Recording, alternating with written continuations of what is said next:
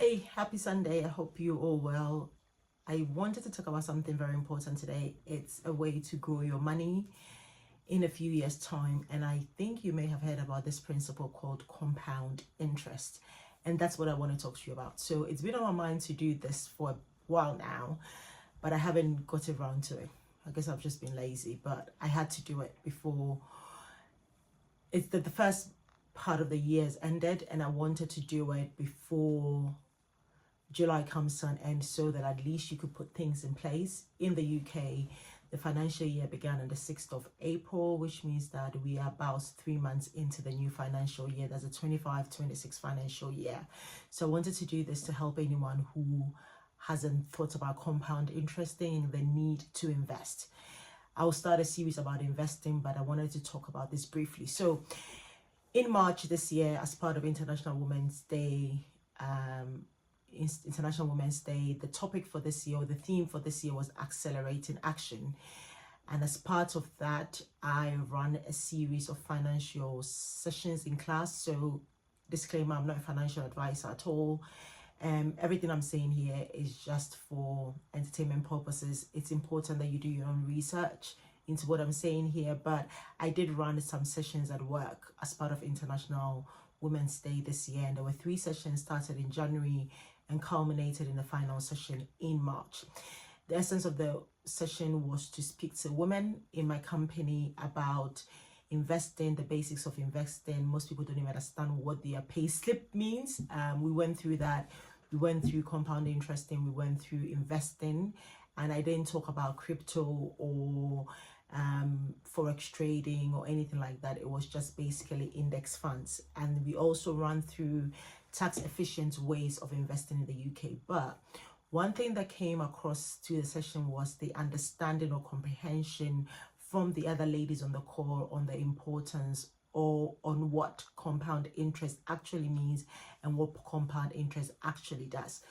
So what I'm going to do right now is that I'm going to share my screen and I'm going to talk you through compound interesting.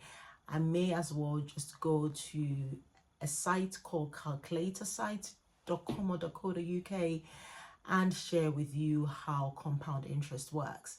But I hope you find this helpful. After that, I'll come back again and I will tell you a story of how I explained it to one of the ladies. So after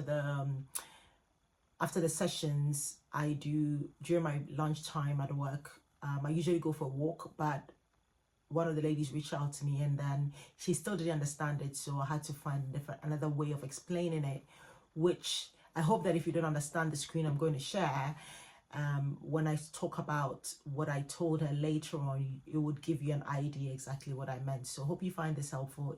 This whole thing will not last more than 20 minutes. So I hope you find this helpful. See you in 2 minutes. Hi, so I'm going to start the recording now, but I'm looking here. So if you don't see my face, don't worry about it. I'm still here. I'm just going to do this now. So I spoke about Yvonne and Bridget, and I'm going to talk to you about this. So this is part of the slides that I shared with the ladies at work. Let me move my camera here so you see my face. So this is a part of the slides that I shared with the ladies at work. We're going to look at 2 ladies, Yvonne and Bridget. So Yvonne starts investing £200 per month at the age of 18. So let's assume that she just completed university, she just entered university, or she's in university, or in this, as you guys call in America, college. So at 18, she got a side job. She invested £200 a month, and she only contributed from the age of 18 to 30. After the age of 30, she didn't contribute anymore. That's what I want you to understand here. She only started at 18 and stopped contributing at 30 years, okay? Her total invested over the period, which is £200. In every year, she invested £2,400, and over the 13 years, so 18 to 30 years is 13 years. Over the period is £31,200. We assume that the average rate of investment over the period was 7% rate. And if you take 7%, like I said earlier, she doesn't contribute at the age of 30. That's very important. After the age of 30, she no longer contributes. So Bridget, on the other hand, invests £500. So she didn't start early. So Yvonne started at 18, stopped at 30. Bridget, on the other hand, circumstances, knowledge, lack of financial knowledge, whatever it is, she started at the age of 35, and she invested £500 per month. So, and she stopped at the age of 60. So she started at 35, stopped at the age of 60. But she, remember, she's in, if you can see here, she's actually invested more than Yvonne in this instance. So Yvonne, £200 at the age of 18 to 30. And over the period of the 13 years, her total contribution was £31,200. Bridget, on the other hand, like I said, £500 a month, started at the age of 35 years. Her total invested over the period, so for each year, that's £500 a month, times 12, she invests £6,000. And over, so between 35 and 60 is 26 years. So over the 26 years, she's invested £160,000. So if you compare 160,000 compared to 31,200, and it's a lot here because she's invested more money and it's over a longer duration of time. To make this fair, we would assume that they both have averaged at 7% over the course of their investment period. So 13 years, 7% averaging, 26 years, 7% averaging over the period. This is a mistake, sorry, she contributes until the age of 60, not until the age of 16 or 65. I hope that makes sense. So this is 60 and not 65. Okay, so let's look at the numbers now. Let's see what compound interest does. So the thing about compound interest is the earlier you start, the earlier your money has time to keep multiplying itself. So compound interest just basically means you are multiplying yourself. Okay, so that's what it means. So let's go back to this and then I'll explain. So by age 65, which means that if she had contributed until the age of 30, for 35 years, she didn't have any more contribution. And for her, she contributed until 60. Therefore, by age 65, she only had 5 years, which she didn't contribute to anything. So by age 65, I remember I said this is supposed to be 16 or 65. That's a mistake. I should have corrected the slide before doing this. By age 65, this is what you realize. She contributed a total of £31,200, and stopped at the age of 30. However, her money had 35 extra years in the market. So 65 minus 30 is her money had 35 years extra to keep multiplying itself. So which means that she's contributed 35 plus 13. So 35 years plus 13 is 48. So which is that she's contributed a total, so her money has started 48 years to keep replicating itself in total, which is the 13 years she contributed, which it was still improving, plus the extra 35 years from when she stopped contributing at 30. Her money had grown to 625,115, £625,000, 115. Okay, so about £626,000, £625,000. Bridget, on the other hand, so she contributed for a total of 26 years. Okay, so remember, her total is 13 plus 35 is 48. She has 26 plus the 5, which is 31 years. Although she contributed way more, was £160,000, because she started later, even though her figures were higher, she, however, has less in her account. And that shows the magnifying power of time. Okay, so I just want to run through this quickly again. Compound interest, the earlier you start, the more years your money has time in the market to grow. And that's what this is depicting, that Yvonne started earlier at 18 years, although it was a significantly smaller amount than, it wasn't significantly smaller, but it was less than half of what Bridget invested, because she started earlier, she contributed less, but her money had more time in the market to grow. Bridget started later in life. She started about 17 years after Yvonne has started, and she started 5 years after Yvonne had stopped investing. So, which means that although she contributed more, it's become less. Okay, so I just wanted to talk to you through this, and it just shows the magnifying power of time. Time actually allows your money to grow. And I wanted to share this for you to have an understanding of this. Remember, it's 60, not 65. It's just a mistake. It's 60, not 65.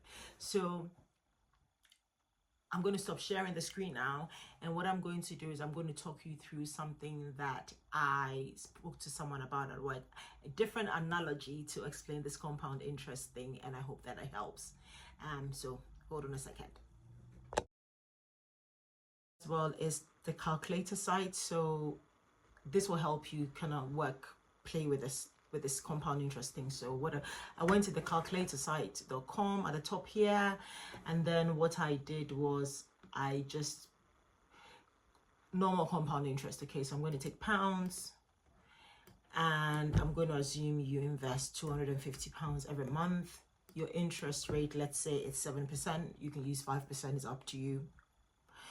And interest is compounded monthly, just an example.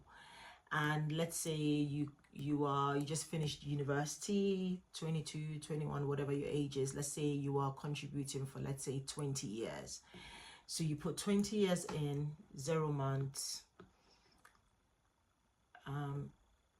Yep.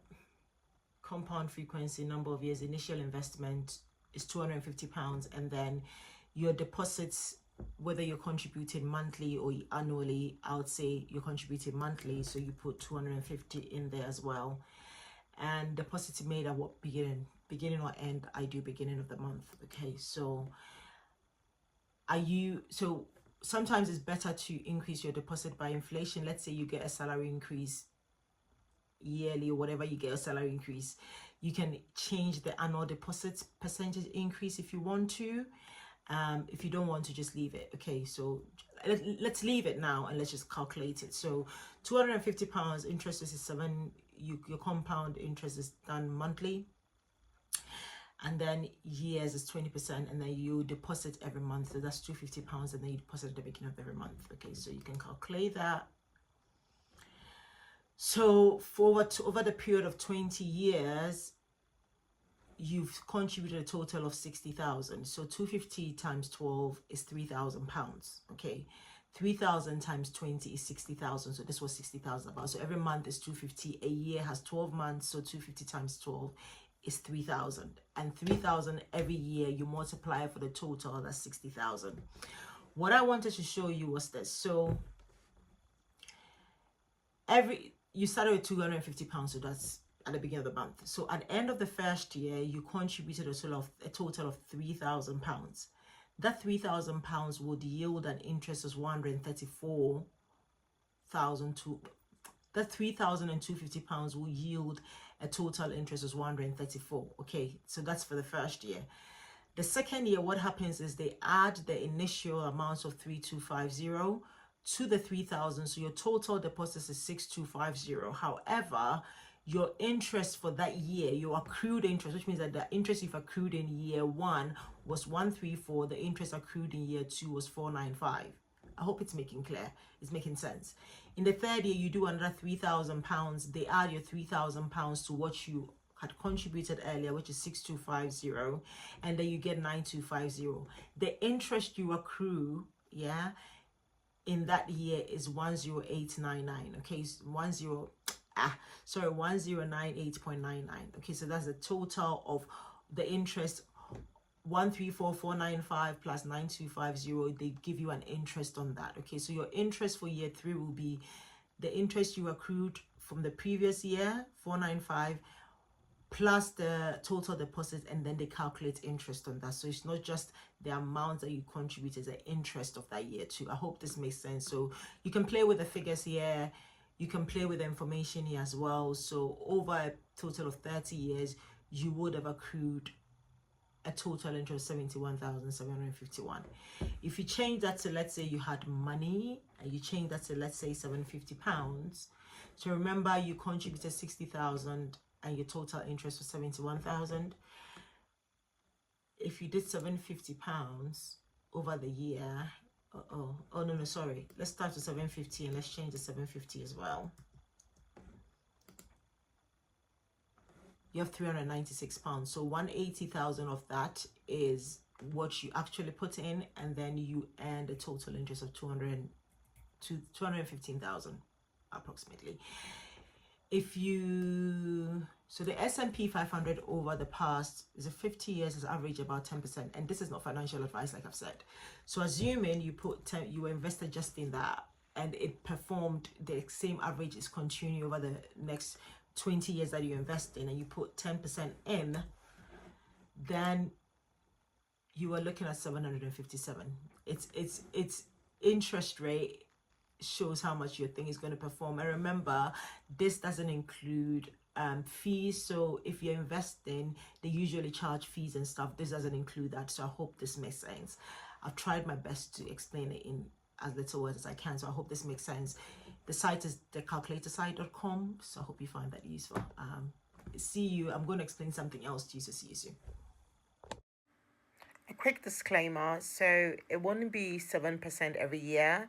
7% I use is just an example to show that over the period of your investing, so in this example we use 20 years, over the period it will be 7% average throughout the 20 years. So in some years it could be 50%, in some years it could be 20%, in some years it could be 2%. If there's a market downturn, depending on what you invested in, it could be, let's say, -%. But averagely over the 20 years, you should be looking at 7%.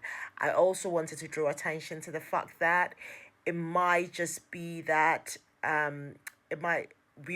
there's something in investing that they say that past performance doesn't indicate future performance, but we'll look at that more when we talk about investing in detail later on. So back to the discussion. Okay, I hope you found that very useful. It was comparing two people, Yvonne and Bridget. I hope you found it useful. It was explaining that the earlier you start, your money has more chance to multiply itself. So for instance, assuming all things were the same, you had, and this may be a bad example, look, the world is so politically correct now, this may be a bad example, but for instance, two ladies who were both fertile, one decided to get married early, had kids earlier. Thankfully, her kids also got married earlier, they had more kids.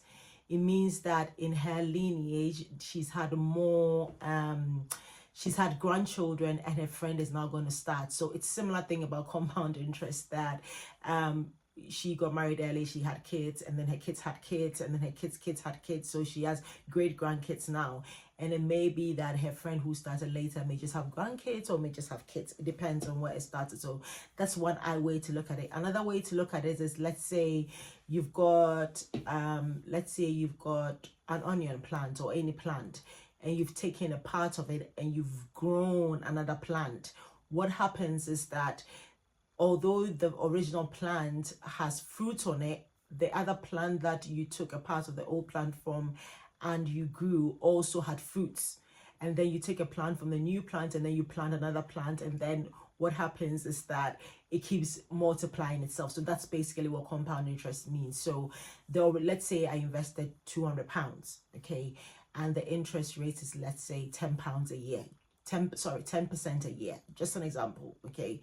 It means that this year I'm making £20. 10% of £200 is 10% of £200 is £20. So which means that this year, the original £200 that I had has made an extra £20, okay? Next year, what happens is that I just make profit. I'm saying profit, but you know what I mean. I'm not just making it, I'm not just making proceeds, or I'm not getting proceeds on just the original £200.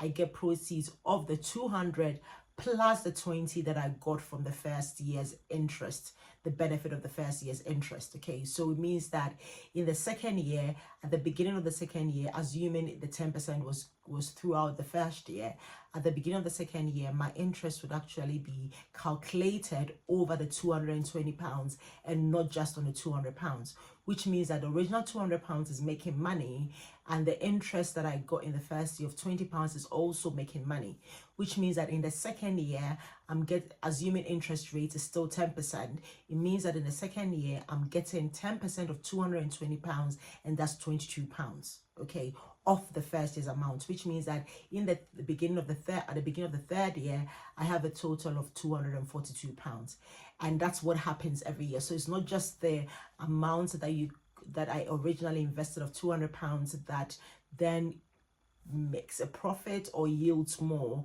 it's that plus all the interest that I've made over the time. So that's basically what compound interest means. And the good thing is that, like the example of the woman who gave birth early and the one who gave birth later, because you have given birth earlier or you have invested earlier, your money has more time to keep replicating or keep duplicating itself. And that's what compound interest is. The earlier you invest, the earlier your money has time to make more money on itself or multiply itself. That's what compound interest means. Or I know someone will say, oh, but I didn't start early.